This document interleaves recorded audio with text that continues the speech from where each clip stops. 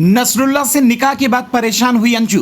बोली मुझे इंडिया जाने लायक नहीं छोड़ा। क्या अंजू से पाकिस्तान में जबरदस्ती किया गया निकाह और दिलवाए जा रहे बयान। गांव की चार दीवारी में कैद अंजू का असली सच क्या। जुबान पर कुछ और, चेहरे पर कुछ और। जब से राजस्थान की अंजू पाकिस्तान गई है तब से तरह तरह की बातें हो रही हैं। उसके पिता रो रहे हैं, पति परेशान है, बिटिया गुस्से में है, पड़ोसी हैरान हैं। लेकिन अब अंजू ने एक टीवी चैनल को इंटरव्यू दिया है जिसमें उसके हाव भाव एकदम बदले नजर आ रहे हैं।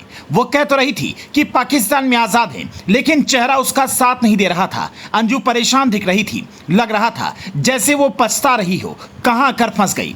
अंजू ने बातचीत में कहा कि मुझे इंडिया जाने लायक नहीं छोड़ा। आखिर वो किसे ये बोल रही थी?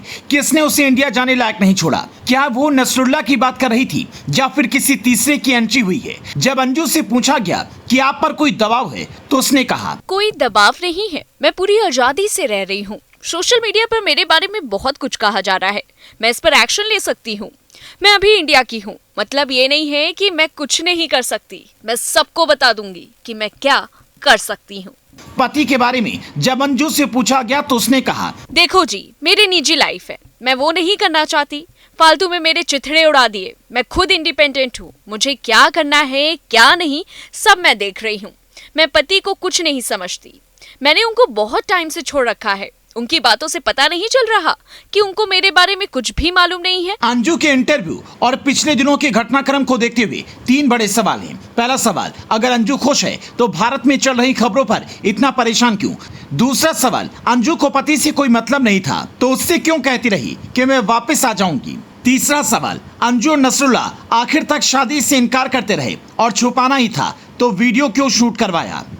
ये वो सवाल हैं जो खुद अंजू की बेटी के मन में भी उठ रहे होंगे और उसका पहला पति भी सोच रहा होगा। अंजू जिस सोसाइटी में यहाँ पर रहती थी वो काफी डेवलप दिखती है, जबकि जिस खैबर पख्तूनख्वा इलाके में वो गई है वो पिछड़े हुए पाकिस्तान के भी सबसे पिछड़े इलाकों में आता है।